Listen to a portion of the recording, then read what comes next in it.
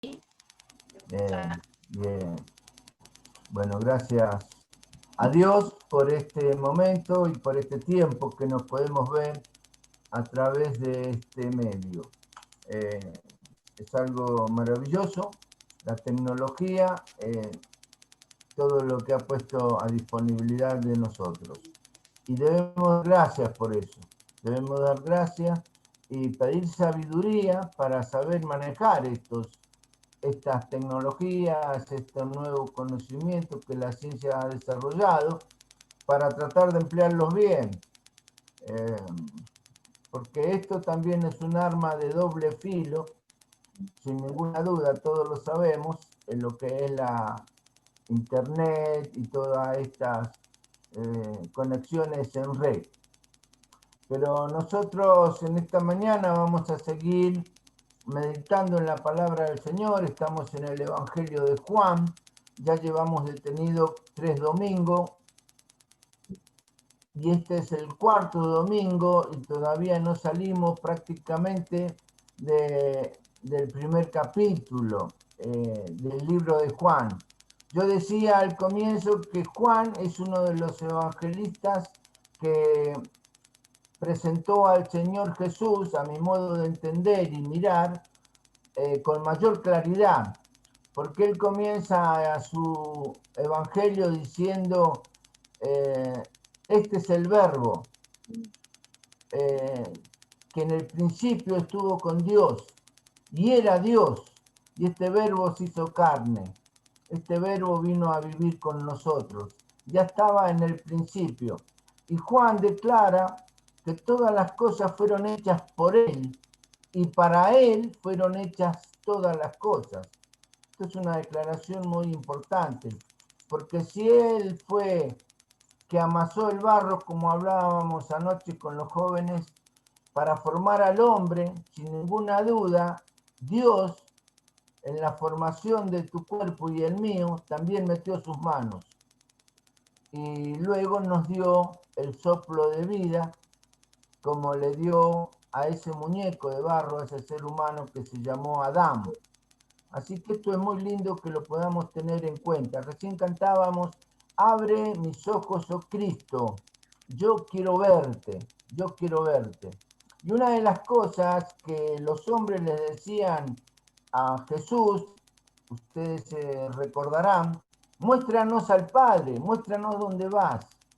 Y Jesús le dice, el que me ha visto a mí, ha visto al Padre, porque Él era Dios. Y de esto tenemos que tener plena conciencia. Jesús es hombre, pero es Dios encarnado. Es un ser divino, creador de todas las cosas. Y esto como iglesia, y más en los tiempos que nosotros estamos viviendo, como iglesia tenemos que tener claridad y nitidez. ¿Quién es Jesús y quién soy yo?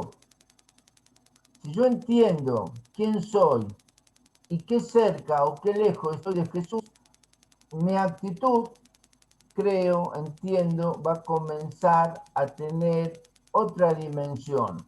O me acerco a Jesús o me alejo de Jesús. Porque cuando me acerco a Jesús, la luz muestra todas mis miserias, muestra todo lo que el ser humano es.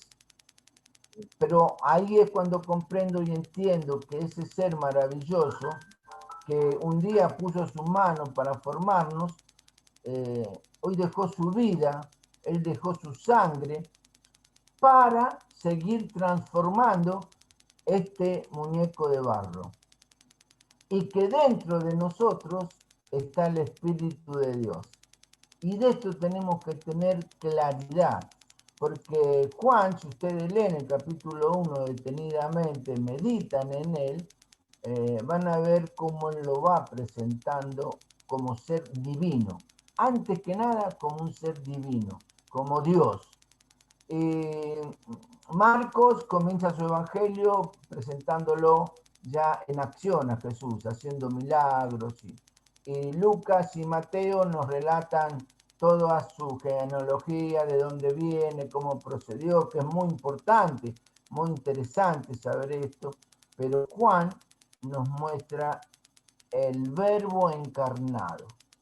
Y de esto tenemos que tener nosotros noción clara.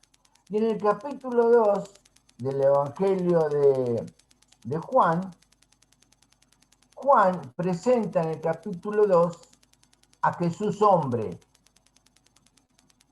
a Jesús hombre. Dice que había unas bodas en Caná, las bodas de Caná, y allí había estado capítulo 1 de Juan 2, ahí comienza el relato, que había un casamiento, había una boda, había una fiesta. Y estaba Jesús y su mamá, María, y estaban los discípulos de Jesús. Así que algunos comentaristas entienden que Jesús participaba de las fiestas, estaba con sus amigos y posiblemente en la fiesta familiar. Se debe haber casado algún conocido de ellos. Para ir con sus discípulos y estar ahí serían conocidos. Todos sabemos el hecho de que se terminó el vino. Y el vino en las fiestas es muy importante, pero en las fiestas de los judíos, de los hebreos en aquellos tiempos, dicen que duraban hasta 6, 7 días. Tenían un festejo largo, extenso. Y se había terminado el vino. Entonces María se preocupó de que sus amigos o parientes, delante de sus amistades, se agotó el vino, no hay más vino. Entonces le pide a Jesús. Y ahí aparece el Jesús hombre, que le dice a María, mujer, ¿qué tienes conmigo? Mujer, dicho en nuestros tiempos, sonaría casi grosero, porque era su mamá. Pero en aquellos tiempos decirle mujer, señora, dama, era una palabra de distinción, era una buena palabra, un buen término, como decir señora o dama. Él le dijo, mujer, ¿qué tienes conmigo? No ha llegado mi hora, todavía no es el tiempo. Pero María estaba preocupada que sus amigos o parientes pasaran vergüenza porque se había terminado el vino. Y ahí sale Jesús, hombre, y dice, llenen las tinajas de agua.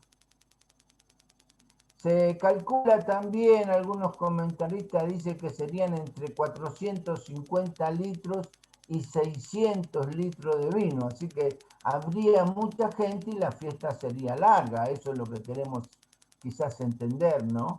Y Jesús no fue ajeno a la problemática de su parentela o sus amigos. Él vio una necesidad y que no es primordial, vino. Pero el primer milagro que hace el Señor Jesús fue hacer vino, para que la fiesta, las bodas, no sean un fracaso y una vergüenza, porque los comentarios después surgen. Faltó el vino, faltó la comida y todas esas cosas que a veces uno sin querer comenta y hacemos daño con esos comentarios. Jesús fue tan hombre, fue tan ser humano que dijo, vamos a hacer el vino. Y cuando hace el vino, le dice, llévenlo al maestresala. Maestresala era el que dirigía y organizaba la fiesta, el que decía dónde se sentaban y cómo se distribuía el alimento y la bebida. Y cuando el maestresala toma ese vino, le llama poderosamente la atención. Dice, pero este es el mejor vino. Dice, en toda la fiesta donde yo voy de maestresala, siempre se sirve el mejor vino al principio. Cuando el paladar, después de tomar algunas copas, ya pierde el sabor, si es mejor o peor, los que toman vino saben eso, ya todo es bueno, el tetabrig, el tinto, el blanco, ya no hay problema. Si es un gancho, si es un cinzano, porque se ha perdido el sabor. Pero este maestresala dijo, este es el mejor vino, porque Jesús hace las mejores cosas. Jesús, cuando interviene en la vida de los hombres y en las fiestas aún nuestras, como una boda, un cumpleaños, y cuando interviene Jesús, lo hace de una manera excelente. Y lo hizo de la mejor manera. Hizo el mejor vino. Pueden leer de Juan capítulo 2, del verso 1 al 12. Jesús empatizó con sus amigos y familia. Se puso en el lugar de la familia. Y nada más y nada menos que su primer milagro fue hacer vino, y el mejor vino. Ahí veo yo a un Jesús hombre, sintiendo lo que nosotros sentiríamos. Me quedé sin comida, me quedé sin vino.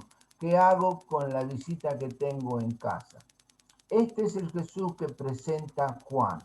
En primer lugar, un hombre ocupado en las cosas de los hombres. El segundo punto que podemos tocar del capítulo 2 de Juan es cuando Jesús purifica el templo. Dice, Jesús purifica el templo, del verso 13 al 21.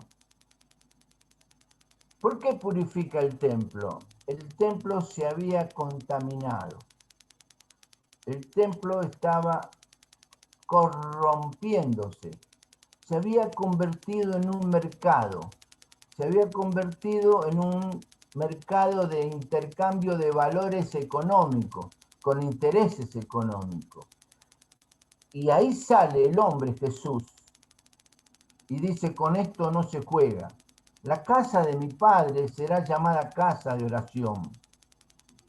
Y el celo que siento por la casa de mi padre agarra un azote, un rebenque, y castiga y saca a estos mercaderes de la fe, porque ellos estaban haciendo negocio con la fe del pueblo. Algunas hermanas escuché una vez en una iglesia que participábamos nosotros decir, ay, a mí me cae tan mal cuando termina la reunión y en el fondo están vendiendo alfajores y venden galletitas y empanadas. Dice, porque ella iba a este relato, pero era totalmente distinto el hecho, porque lo que hacían estos mercaderes era negociar con la fe del pueblo. Ellos vendían los cabritos, ellos tenían que cambiar el dinero, y todo eso era ganancia para ellos, no eran ganancias para el templo, para la obra. Era mutuo propio el beneficio. Y eso lo enojó a Jesús. ¿Cómo sacando ventajas para vos en la casa de mi padre? ¿Cómo venir con esa caradurez a usar la casa de mi padre para beneficiarte? Y saca un azote y dice que tiró la mesa de los cambistas y se puso mal el hombre. Y Jesús no era violento, ni era malo, pero reaccionó con una fuerza que no lo habían visto tampoco, como no lo habían visto hacer milagros, como hizo él con el vino, y los echó de la casa de mi padre, porque la casa de mi padre, casa de oración será llamada. Ese es el segundo hombre que nos está presentando Juan en su evangelio en el segundo capítulo. Y ahí relata sobre el Salmo 69:9 cuando dice, el celo por tu casa me consume. Él tenía ese amor, ese profundo amor por la casa del Padre, que es la casa de oración. No es para negociar, no es para beneficiarnos nosotros. La casa del Padre, dijo Jesús, este templo es un templo de oración. Allí también les habla cuando Jesús le dice que destruirá este templo y en 3 días lo levantará, todo ese relato. Y ellos no entendían, porque ellos los que entendían eran los que veían el edificio. Jesús estaba hablando Él, el templo vivo del Dios viviente, va a ser destruido, pero en 3 días, dice, será reconstruido. Cuando Él resucitó, sus apóstoles, sus discípulos, se acordaron. ¿Te acordás que después de la boda, cuando se enojó en el templo, Él dijo que esto es lo que Él estaba diciendo? Y esto es para que nos demos cuenta que los hombres necesitamos el auxilio del Espíritu Santo, la tercera persona de la Trinidad, que nos recuerde lo que Jesús nos enseñó. Ese hombre que nos enseñó, después el Espíritu Santo nos recuerda por qué nos enseñó y para qué nos enseñó eso. Y esto es importante que lo entendamos, lo comprendamos, y ahí vamos entendiendo a este Cristo de la gloria, a este Rey de reyes, Señor de señores, que es Dios, pero que es también hombre. Y en tercer lugar, en el mismo capítulo 2, notamos desde el verso 23 al 25, dice, Jesús conoce a todos los hombres. Y cabría la pregunta, ¿me conoce a mí? ¿Qué pensás? ¿Jesús te conoce? ¿Te conoce o no te conoce? Sí que nos conoce, porque es Dios. Él sabe todo de nosotros. Sabe nuestras mañas, sabe de nuestros vicios, sabe de nuestras hipocresías. Él sabe todo, de nuestras tristezas, de nuestras alegrías. ¿Cuál es, aún dice, la intención que hay en nuestro corazón? Y cuando habla de las intenciones del corazón, no habla del corazón músculo, habla de la intención del corazón espíritu, que a veces nuestros espíritus son mezquinos, son egoístas, son celosos, son caprichosos. Dice, todo eso lo sabe Jesús. Y a veces nosotros queremos aparentar, y tenemos que saberlo, que ante Jesús estamos desnudos. Él nos conoce tal cual somos, como tal cual Él nos formó. Pero también sabe y conoce como el engañador una vez entró en el huerto del Edén a engañar a los hombres y los engañó, logró engañar a Eva y Adán y cayeron de la gracia de Dios. El enemigo sabe cómo meterse a veces en nosotros para trabajar, porque sabe que nosotros somos débiles, somos hombres hechos de barro. Pero Jesús conoce a todos los hombres. Y hay un relato muy interesante en este pasaje, cuando le dice, maestro bueno, le dice. No, perdón, dice, Jesús mismo no se fiaba de ellos. Dice que los hombres se maravillaban de su milagro.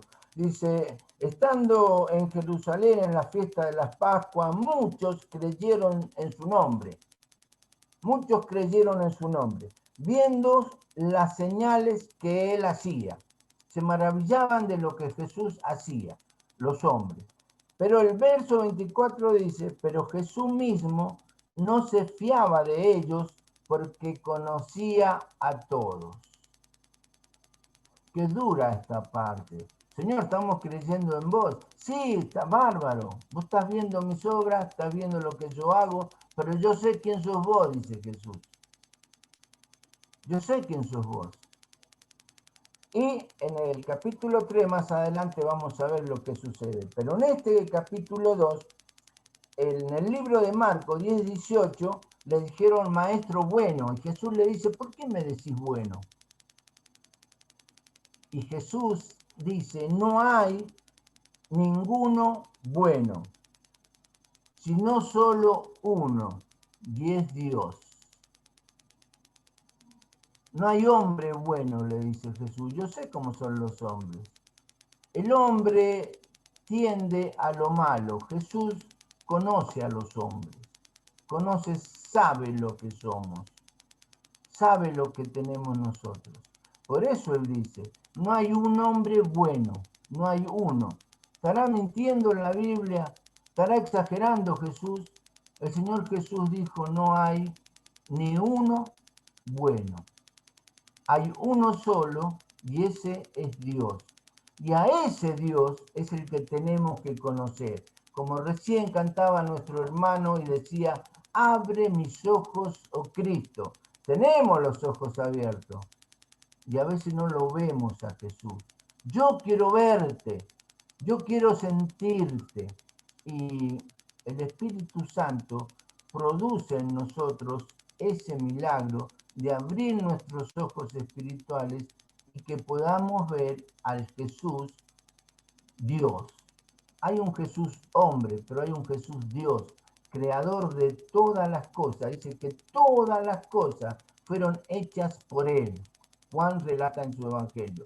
Y dice que todas las cosas fueron hechas para Jesús. Así que vos fuiste hecho para Jesús. Vos fuiste hecho para Jesús. Yo fui hecho para Jesús. Pero yo y vos tenemos que saber que nada bueno tenemos. Nada bueno. Lo único bueno que podríamos tener es arrepentirnos de ser lo que somos. Porque si es verdad que Jesús nos conoce en profundidad, es verdad que nosotros también nos conocemos. Y cuando viajamos hacia nuestro interior, a veces nos mete miedo. No quisiéramos hablar con el hombre interior que a veces habita dentro de nosotros. Por eso el que tiene que venir a habitar dentro de nosotros es Jesús. Dame tu corazón. Por eso nosotros decimos, acepta a Jesús en tu corazón. Deja que Él saque ese corazón de piedra, Él te va a dar un corazón de carne, un corazón sensible. Y eso es lo que está buscando Jesús. Y eso como iglesia, hermanos, es lo que en este tiempo de pandemia, porque no hay una pandemia del virus, hay una pandemia moral, hay una pandemia ética, hay una pandemia económica, hay una pandemia de avaricia, de egoísmo que asombra y cada vez nos asombramos más de cosas que nos enteramos que la hace el hombre. Todo esto malo que sucede en la tierra, aunque no lo creamos, esto está subiendo al cielo, porque de alguna manera todos nosotros somos criaturas de Dios.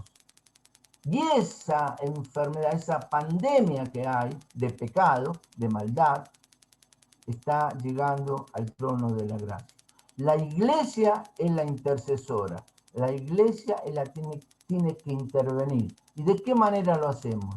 Humillándonos bajo la poderosa mano de Dios para ser reconstruido nuevamente en el Espíritu.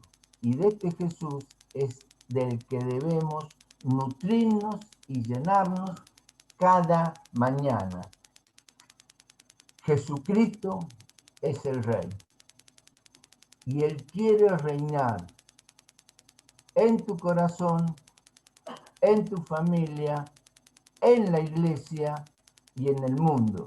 Pero si no reina en nuestras vidas, no va a reinar en nuestra casa ni va a reinar en el mundo.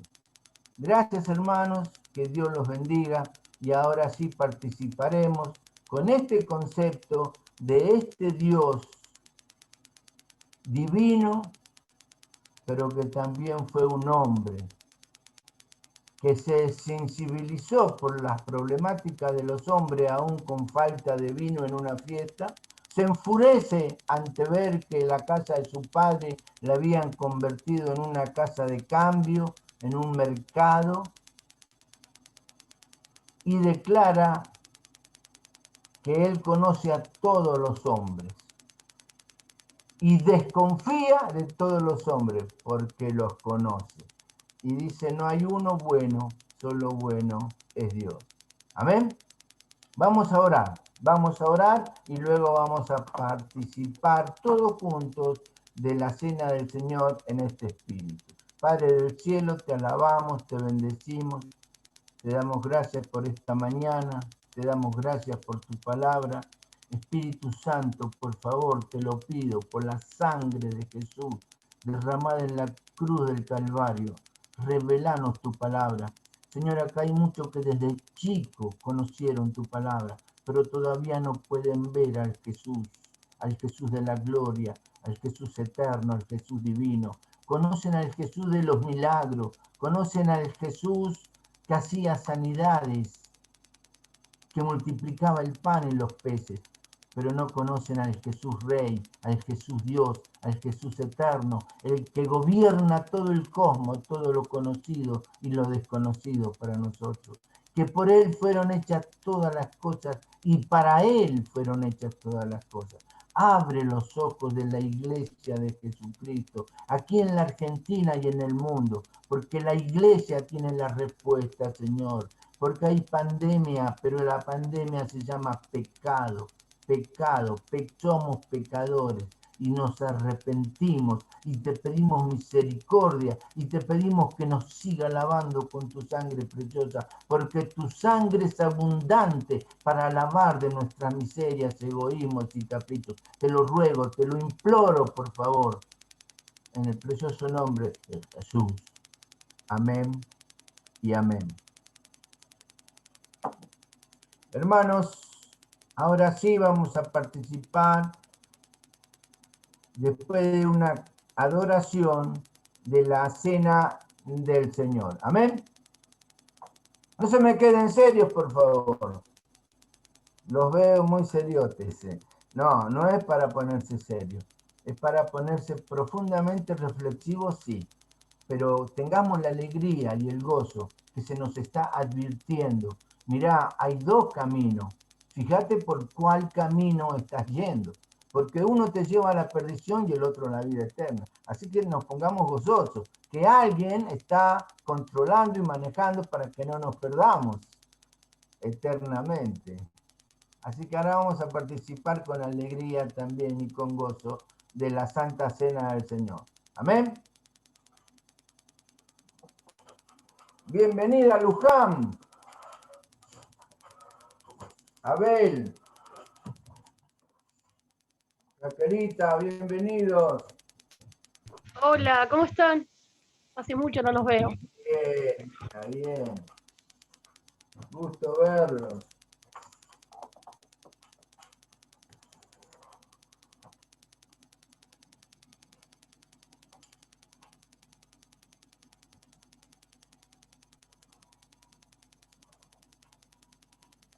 Vamos a ir al libro de Corintios, Primera de Corintios,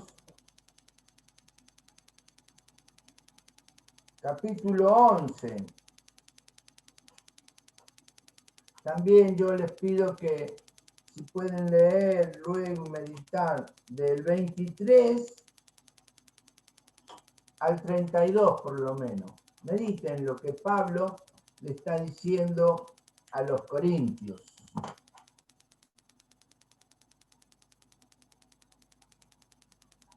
Un día me preguntaron qué era tomar la cena indignamente y no me habían hecho esa pregunta, la verdad, por mucho, no me acuerdo que me la hayan hecho, pero me hizo muy bien que me hicieran esa pregunta. Me ayudó en mi vida espiritual también. Y digo, ¿qué es tomar la cena indignamente? No tener conciencia clara de quién es Jesús. Hacerlo como un mero rito, hacerlo como una costumbre, que da un pedacito de pan, el vino, y parece que lo hacemos así, sin darle la mayor importancia y trascendencia que tiene. Y esto es trascendente, porque dice, este es mi cuerpo, esta es mi sangre que por vosotros es derramada. O sea que lo que representa el pan y lo que representa la copa es el cuerpo y la vida de Jesús. Y si yo no tengo conciencia de eso, estoy participando indignamente. No le doy valor. Y si no le doy valor a Jesús, no le voy a dar valor a los hermanos. No le voy a dar valor a la iglesia. Y lo estoy haciendo mecánicamente o por costumbre. Yo entiendo que tomar la cena indignamente es saber que somos hombres indignos, que solamente por el amor y la misericordia de Dios, podemos participar de estos elementos con Jesús. ¿Sí? Jesús, cuando tiene la última cena con su discípulo, sabía que estaba Judas en la mesa, sabía que estaba Tomás en la mesa, sabía que estaba Pedro en la mesa, él los conocía a sus muchachos. Sin embargo, le dejó la enseñanza y les lavó los pies. Se humilló, tomó situación de siervo y lavó los pies de sus discípulos. Los estaba preparando para la misión que venía. Dios sabía quiénes eran. Por eso no nos asustemos, Él sabe lo que somos. Pero nosotros sabemos lo que queremos ser. Que Jesús nos abra los ojos para que lo veamos. Queremos participar con Él, queremos ser parte de su ministerio aquí en la tierra. Amén. Dice el apóstol Pablo a los Corintios, porque yo recibí del Señor lo que también os he enseñado, que el Señor Jesús, la noche que fue entregado, tomó pan y habiendo dado gracias, lo partió y dijo, tomad, comed, este es mi cuerpo que por vosotros es partido. Haced esto en memoria de mí.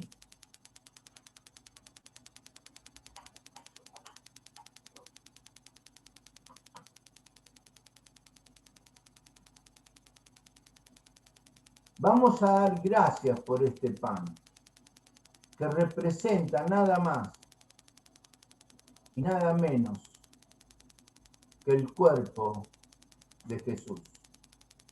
Gracias, Padre. Gracias. Gracias, Jesús. Es verdad, fuiste molido, Señor.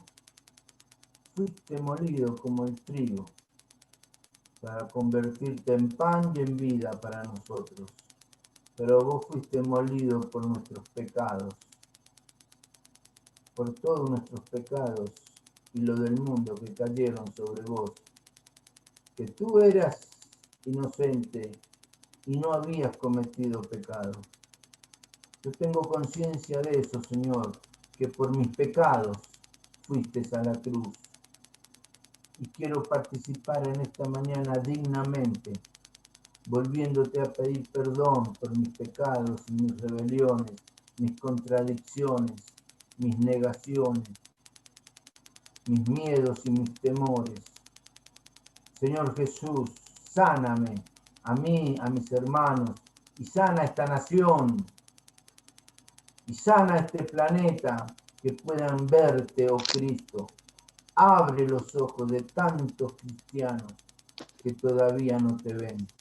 Gracias, Señor, y en tu nombre participamos de este pan que representa tu cuerpo. Amén. Amén. Amén. Vamos a comer.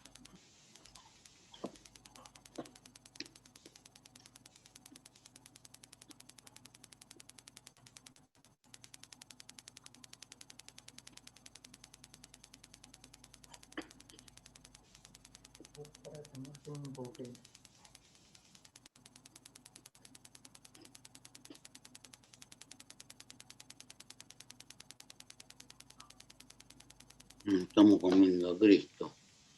Bueno, el pan que él tenía en la mesa que repartió. Pero el cuerpo de él. Bueno, él dijo, es mi cuerpo. Asimismo, tomó también la copa después de haber cenado, diciendo, esta copa es el nuevo pacto en mi sangre. Haced esto todas las veces que la bebiereis en memoria de mí. En tu nombre, Jesús, en tu nombre, bebemos de esta copa que representa tu sangre derramada por nosotros. Gracias, Señor, por tu sangre vertida en la cruz del Calvario. Gracias porque en ella lavamos nuestras vidas, nuestras almas, nuestros espíritus. Gracias, Jesús, porque viniste a salvarnos, a darnos una nueva vida, una nueva oportunidad. Y hablarnos de la nueva tierra, del nuevo cielo, del nuevo mar. Tú no dijiste que allá no habrá dolor, no habrá tristeza, no habrá enfermedad, no habrá muerte. Oh, bendito Jesús, muchísimas gracias, porque yo creo que algún día estaré contigo en las moradas eternas, celebrando esta santa cena, como vos dijiste, por la eternidad. Gracias, Señor, y en tu nombre bebemos esta copa. Amén y amén.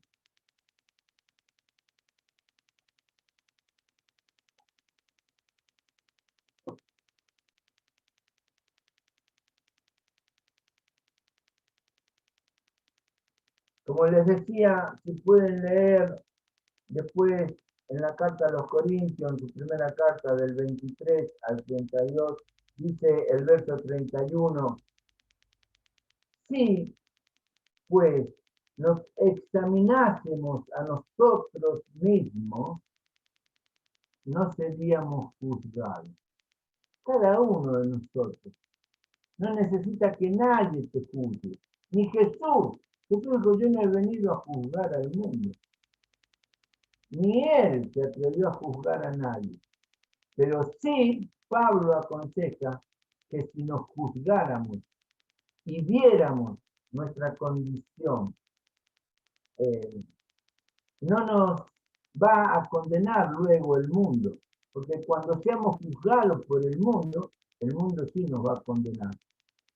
Y nos va a hacer la cruz y nos va a crucificar, y nos va a matar, pero eternamente. Así que mientras estamos en la tierra, tenemos esta preciosa y maravillosa oportunidad de volvernos a salvar y de proclamar para que otros también se sanen y se salven.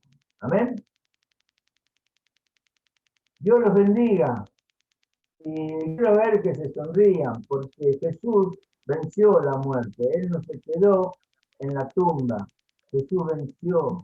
Y dice que como subió a los cielos y todo ojo lo vio, así va a volver un día.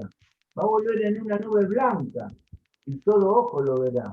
Y yo no sé si va a ser ese tiempo o qué tiempo será, pero sé que Jesús va a volver y nos va a llevar a donde Él está, a un reino extraordinariamente celestial.